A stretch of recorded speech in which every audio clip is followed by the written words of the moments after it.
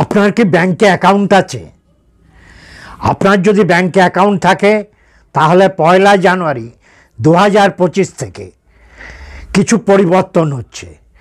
Reserve ব্যাংকের নির্দেশ মতো ব্যাংকে বিশেষ কিছু অ্যাকাউন্টে লেনদেন বন্ধ হয়ে যাবে।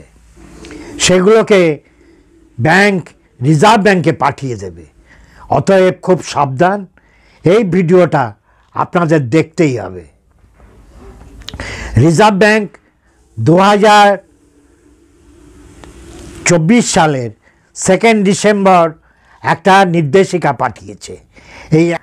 এই একই নির্দেশ 1 জানুয়ারি 2024-এও ব্যাংকগুলোকে দেওয়া হয়েছিল। সেটারই একটা রিমাইন্ডার এই 2 ডিসেম্বরে ব্যাংকগুলোকে দেওয়া হয়েছে। 1 জানুয়ারি থেকে কিছু অ্যাকাউন্ট লেনদেন বন্ধ করা হবে। অতএব খুব সাবধান। আমি আপনাদের সুজয় বলছি। আমার ইউটিউব চ্যানেলের নাম সুজয় দে। যদি আমার ভিডিও আপনাদের কাজে লাগে, প্রয়োজনীয় মনে হয়, তাহলে লাইক করুন, বন্ধুদের শেয়ার করুন এবং আপনার মতামত কমেন্টে জানান। যারা এখনও সাবস্ক্রাইব করেননি তারা সাবস্ক্রিপশন বাটনটা ক্লিক করে দিন এবং নোটিফিকেশান বেলটা বাজিয়ে দিন, যাতে এই জাতীয় ভিডিও আপনারা দেখতে পারেন সময় মতো। এখন কাজের কথায় ফিরে আসি। কোন অ্যাকাউন্টগুলো বন্ধ হবে? 2 বছর যেসব অ্যাকাউন্ট লেনদেন হয় না, ইনঅপারেটিভ অ্যাকাউন্ট, সেগুলোকে সোজা রিজার্ভ ব্যাংকে পাঠিয়ে দেওয়া হবে, ব্যাংকের খাতায় রাখা হবে না। আর কোন ধরনের অ্যাকাউন্ট?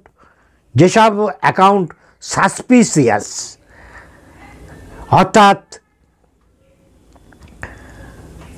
হঠাৎ বড় বড় ক্রেডিট হচ্ছে কিন্তু সেখানে কোনো উইথড্রল হচ্ছে না, প্রায় বড় অ্যামাউন্টের টাকা জমা হয় সেই অ্যাকাউন্টে কিন্তু বিশেষ কোনো উইথড্রল হয় না, লেনদেন হয় না, এই জাতীয় অ্যাকাউন্টগুলোকে সাসপিসিয়াস অ্যাকাউন্ট মনে করা হচ্ছে। এই জাতীয় অ্যাকাউন্টগুলোকে পাঠিয়ে দেওয়া হবে। ব্যাংক চিহ্নিত করবে আগে। এবং তৃতীয়ত, যেসব অ্যাকাউন্টে জিরো ব্যালেন্স, শুধুমাত্র সরকারি অনুদান পাওয়ার জন্যে তৈরি, সেই সব অ্যাকাউন্টে যদি বেশ কিছুদিন ইনঅ্যাক্টিভ হয়ে পড়ে থাকে, লেনদেন না হয়, তাহলে সেই অ্যাকাউন্টগুলো পাঠিয়ে দেওয়া হবে। আর কোনগুলো?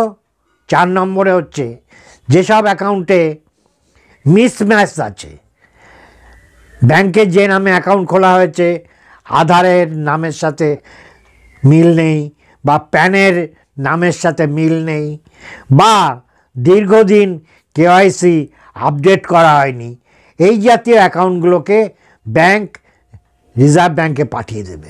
এর উদ্দেশ্য হচ্ছে ব্যাংকের কাজকে আরও গতিময় করা, ব্যাংকের এই আবর্জনা জাতীয় যে অ্যাকাউন্টগুলো পড়ে আছে এগুলোকে ব্যাংকের খাতা থেকে, ব্যালেন্স শিট থেকে সরিয়ে দেওয়া, ব্যাংকের কাজকর্ম আরও বেশি গতিময়তা এবং সুশৃঙ্খলভাবে করার জন্যে এই ব্যবস্থা নেওয়া হয়েছে।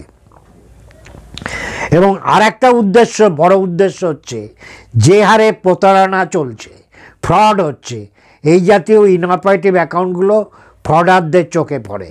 তারা এই জাতীয় অ্যাকাউন্টেই সাধারণত লেনদেন করতে চায়। সেই জন্যে গ্রাহকদের সুরক্ষার জন্যে এই জাতীয় অ্যাকাউন্টগুলোকে রিজার্ভ ব্যাংকে পাঠিয়ে দেওয়া হবে।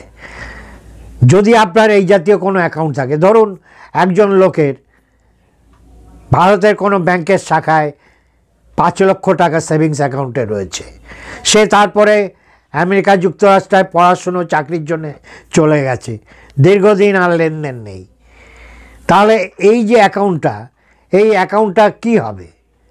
এই অ্যাকাউন্টটা রিজার্ভ ব্যাংকের চলে যাবে। রিজার্ভ ব্যাংক এই জন্যে, রিজার্ভ ব্যাংক একটা বিশেষ ফান্ড তৈরি করেছে, তার নাম হচ্ছে DA fund, ডিপোজিটার্স education awareness fund. এই ফান্ডেই এই সমস্ত টাকা চলে যাবে এবং এর ফলে ব্যাংকের ব্যালেন্স শিটের লায়াবিলিটি সাইড পরিষ্কার হয়ে যাবে। অতএব আপনারা একটু সাবধান হবেন। এই কাজটা 2025-এর 1 জানুয়ারি থেকে ব্যাংকগুলো শুরু করবে। তার ভিতর বা জানুয়ারি ফেব্রুয়ারির ভিতর আপনারা ব্যাংকে যেয়ে আপনাদের অ্যাকাউন্টটা একটু লেনদেন করুন, নাড়াচাড়া করুন এবং কেওয়াইসি আপডেট করা না থাকলে কেওয়াইসিটা আপডেট করে দিন। আধার প্যানের সমস্যা থাকলে সেগুলো মিটিয়ে ফেলুন। না হলে কিন্তু একবার রিজার্ভ ব্যাংকে চলে গেলে সেই টাকা আপনারই থাকবে, কিন্তু সেটা ফেরত আনাটা খুব কমপ্লিকেটেড হয়ে যাবে, জটিল হয়ে যাবে। আপনারা তো দেখেছেন ব্যাংকে একটা সাধারণ কাজ করতে গেলে দিনের পর দিন সারাদিন আপনাকে অপেক্ষা করতে হয়। আর এই জাতীয় কাজ যেটা ব্যাংকের হাতে নেই, রিজার্ভ ব্যাংকের কাছে চলে গেছে, সেখান থেকে ফেরত নিয়ে আসা এটা খুবই সময়সাধ্য এবং কষ্টসাধ্য। এই জন্যে আপনারা একটু সচেতন হন, সাবধান হন। আজকে এই পর্যন্ত। আবার একটা এই জাতীয় প্রয়োজনীয় ভিডিও নিয়ে আমি আপনাদের কাছে আসব। ততদিন অপেক্ষা করুন। আপনারা ভালো থাকুন, সুস্থ থাকুন, আনন্দে থাকুন। আর আমি বলি আনন্দ মানেই ঈশ্বর, আনন্দ মানেই আল্লাহ। আর বাকি যা কিছু পাপ পুণ্য, ভাগ্য,